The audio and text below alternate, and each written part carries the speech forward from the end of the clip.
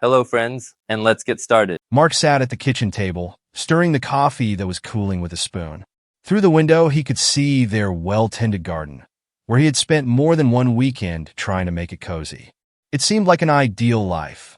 A cozy home, a stable job, and a wife with whom he had shared 9 years of marriage. But something had changed in recent months. He could feel it with every cell in his body. Ava had begun to linger more often. There was a workout, or a meeting with her friends. Sometimes she'd come home when he'd already fallen asleep, apologizing for the late hour. "I should have stopped by Laura's. She broke up with her boyfriend," she said once without looking him in the eye. Her cell phone had become a constant companion that she now never let go of. Even sitting on the couch next to him, she would scroll through the screen, occasionally smirking at something he couldn't see. One evening, coming home from work, Mark found Ava in the kitchen. She was standing at the sink, staring thoughtfully out the window. She was wearing her athletic leggings and a tight top. He'd noticed how she'd been taking more time with her appearance lately. Working out 3 or 4 times a week, new clothes, expensive makeup. "Do you go to the gym all the time?" he asked, trying to speak casually, as if casually. "Yes, we have an intensive today," she answered with a slight enthusiasm in her voice. Something in her tone made him wary. Ava had never been so enthusiastic about training, and this newfound energy seemed foreign. Over the next few days, he began to observe her behavior. In the evenings, she would leave for the gym, sometimes returning later than usual. "Classes ran late," she'd explain. Or, "After practice, we hung out with the girls." But her face would glow with such happiness that Mark's chest would light up with alarm. One night, lying in bed, he noticed Ava sitting on the edge of the bed with her phone in her hands. Her fingers flickered across the screen, and a smile touched her lips. "It's a little late for texting, isn't it?" he remarked, trying to make his voice as indifferent as possible. Ava flinched as if she'd been caught in the act. "Oh, it's just Laura," she answered quickly, not raising her head. She was having boyfriend trouble again. Mark had no choice but to roll over onto his other side and pretend to believe her. But the feeling of discomfort only intensified. The final blow came a couple days later. They were sitting on the couch trying to watch some reality TV show.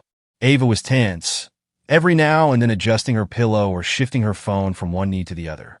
"Mark, I've been thinking," she began cautiously. He felt something prickle inside. "About what?" he asked, not taking his eyes off the screen. "About us. About how we live." Mark turned around and looked at her carefully. "What do you mean?" Ava hesitated for a moment before continuing. "Well, I just think that we've become a bit stuck in a routine or something. Maybe we should try something new?"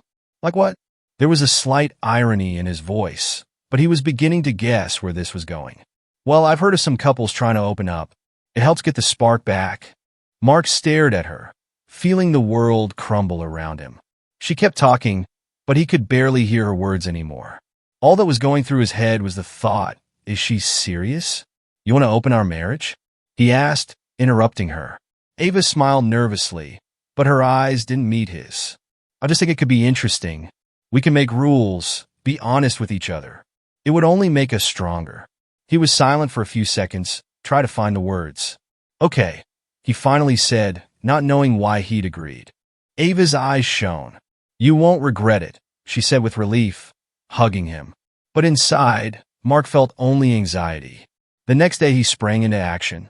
While Ava was at the gym, he decided to check her phone. To his surprise, the password was still the same. He found the messenger she used most often and started reading the messages. Among the usual contacts, one name stood out: James. James, her trainer from the gym. The messages looked innocent at first glance, but there was more to them than that. "You looked amazing today. Looking forward to Friday." And finally, a photo of Ava in tight leggings and a sports top, taken apparently in the locker room. Mark slammed the phone shut, feeling a wave of anger rising inside. This wasn't just a proposal for an open relationship. She had already made her choice, and now she was trying to frame her cheating as a way to strengthen their marriage. He realized the games were over and sprang into action. Mark sat on the edge of the bed, staring at his phone screen. The dating app had been open for half an hour, but he still hadn't decided to hit like on any of the pictures. It wasn't like him. He'd never thought about other women before, having stayed faithful to Ava all these years. But now everything had changed. Her suggestion of an open relationship, her lies, her cheating with James, it had turned his life upside down. Mark exhaled and swiped his finger to the right after all. A few minutes later, a match notification came through. The photo was of a girl with bright red hair and a mysterious smile. "Lauren," she texted first. "You look interesting. What are you into?" Mark smiled. A simple message, but he liked it. He wrote something neutral in response, and the conversation took off. Lauren turned out to be funny, sharp-tongued, and with a good sense of humor. After a couple days of chatting, they agreed to meet for dinner. On the day of the meeting, Mark felt a strange excitement mixed with nervousness. He chose a place on the other side of town so he wouldn't accidentally cross paths with someone he knew. Lauren turned out to be even more beautiful than she looked in the photos. She wore a black dress that emphasized her figure and high-heeled shoes that made her walk even more confident. "I'm glad you decided to meet," she said, leaning on the table. "Likewise," Mark replied, trying to hide a slight awkwardness. They talked about work, movies, music. Lauren was easy to talk to, and Mark felt relaxed for the first time in a long time. At the end of the evening, she leaned into him slightly. "Do you have a place we can go?" she asked coquettishly. Mark froze, feeling his heart beat faster. "Yes," he replied briefly with a wide smile, understanding her hints. A week later, Mark was already texting another woman. Her name was Marissa, and she was the complete opposite of Lauren. Fun, free-spirited, and a little daring. She took the initiative right away. "Are you sure you're ready for something out of the ordinary?" she asked in her first message. "I think so," Mark replied, intrigued by her directness. They met over the weekend. Marissa suggested a downtown bar with loud music and a fun atmosphere. She wore jeans and a bright yellow sweatshirt that made her even more noticeable. "You look a little stiff," she said as she sipped her cocktail. "Maybe," Mark admitted. Marissa laughed and touched his arm. "Relax.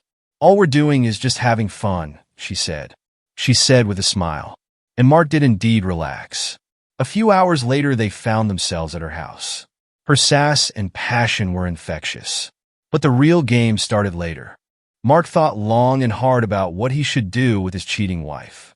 He wanted Ava to feel everything he felt: jealousy, anger, bewilderment. He decided to turn her idea of an open relationship into a reality, but on his own terms. He decided to invite Lauren and Marissa to his house. Both were aware of his marital status and, most surprisingly, didn't mind. "This is your territory," Lauren said when he explained his plan. "You know what you're doing." In the evening, Mark set up a small table with wine and appetizers. When the girls arrived, the atmosphere was light and casual. Lauren sat down on the couch. Marissa nestled next to her. They chatted and laughed until Mark noticed the time on the clock. Ava was due back from practice in 15 minutes. He felt a slight prick of doubt, but quickly brushed it away. A key was inserted in the door, and Ava entered the house. Her cheerful mood instantly evaporated when she saw the picture in front of her, Mark sitting on the couch between two women who looked a little too cozy. "What's going on here?" Her voice sounded almost hysterical. Mark looked at her without changing his expression. "We're just having a wonderful time," he replied calmly. Ava glanced at the girls, then back at him. "At my house?" "Ava, this is what you wanted, isn't it? An open relationship. Everything honest." Her face flushed, but she didn't say anything.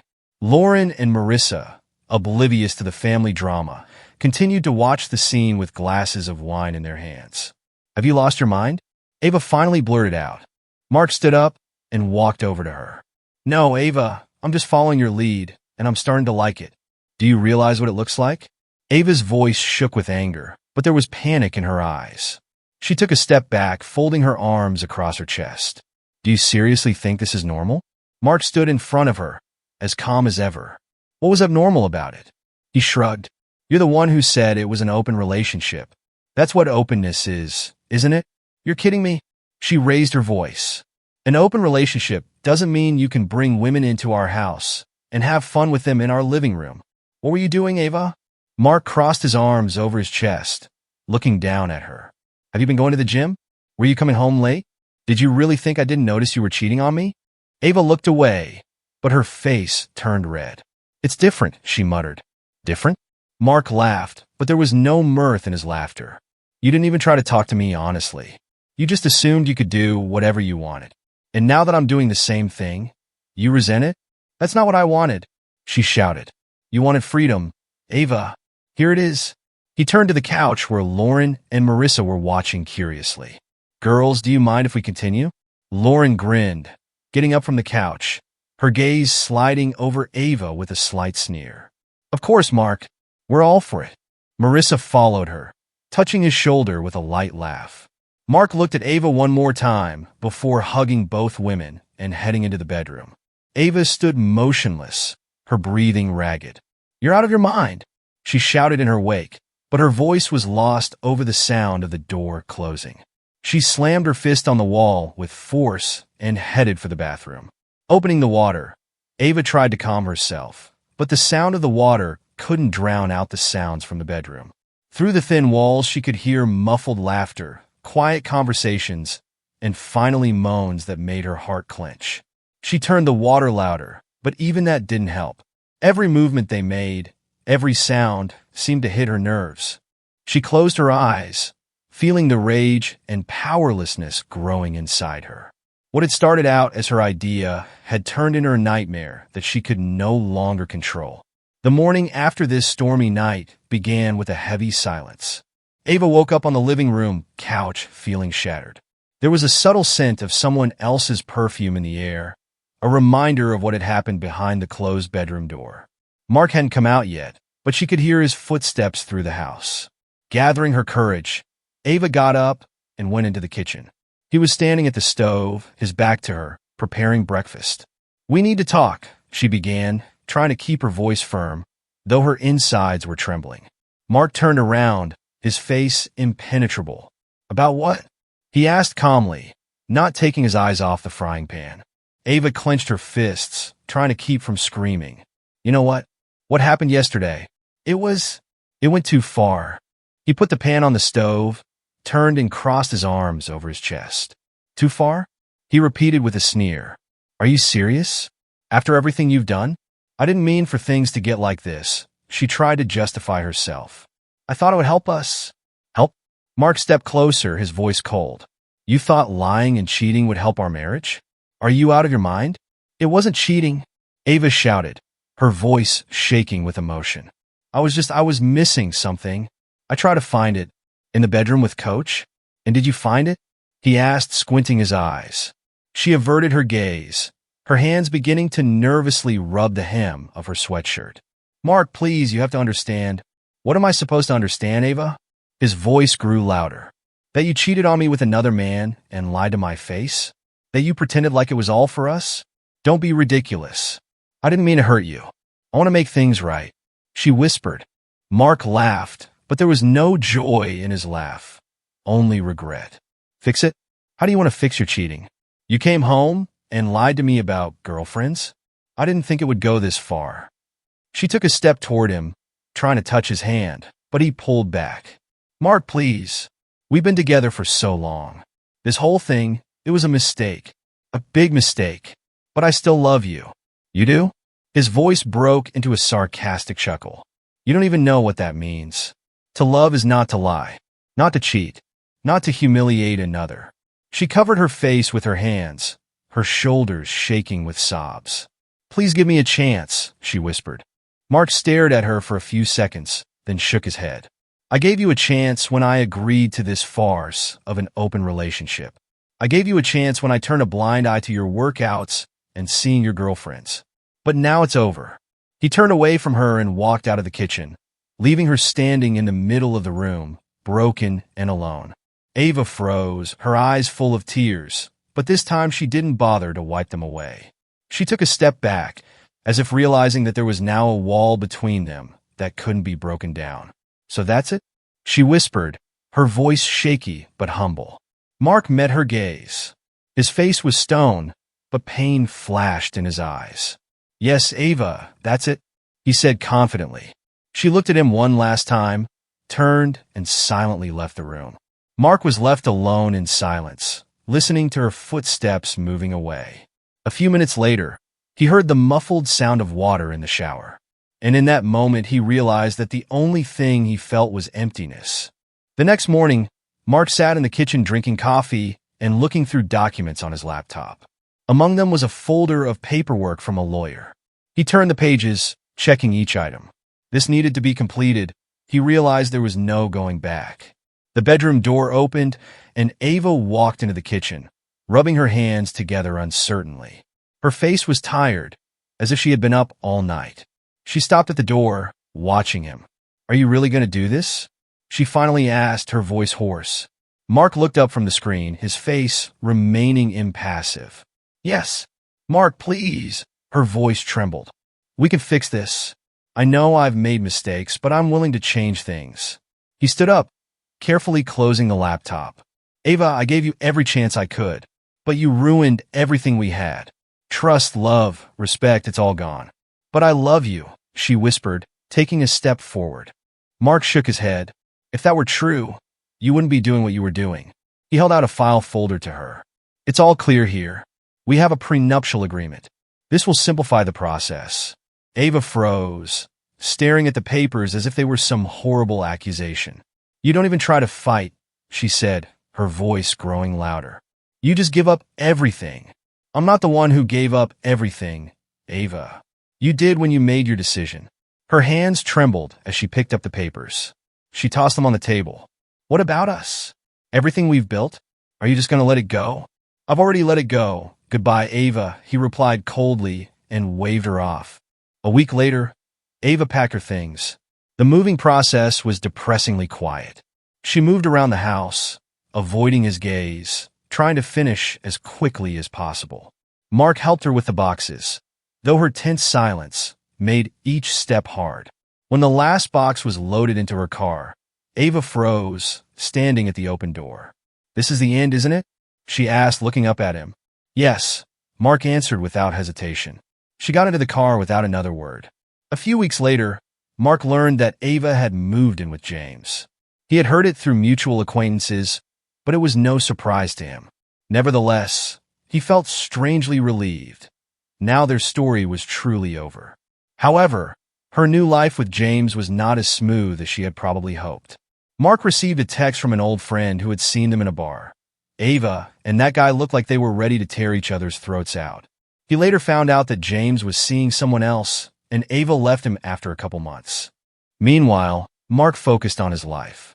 He sold the house, which was too much of a reminder of the past, and moved into a cozy apartment in the center of the city. It took him a while to get used to being alone, but he was beginning to find the upside. The divorce was finalized. One day when he got home after work, there was an envelope with the final papers in his mailbox. Mark opened it, looked at the stamps and signatures, and then put the papers on the table. He poured himself a glass of whiskey, sat on the couch, and looked out the window. For the first time in a long time, he felt something close to calm. Moving into a small apartment downtown was liberating. A new address, new walls, a fresh start. The apartment was modest but cozy. Brick walls, large windows that let in lots of light, and a balcony overlooking the busy street. Mark unpacked his belongings, trying to put the past behind him.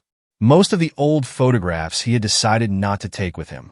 In their place on the shelf was a collection of books he had long wanted to read but had never found the time. One of the first decisions was to turn off social media. The mutual friends who had first tried to keep in touch gradually faded into the background.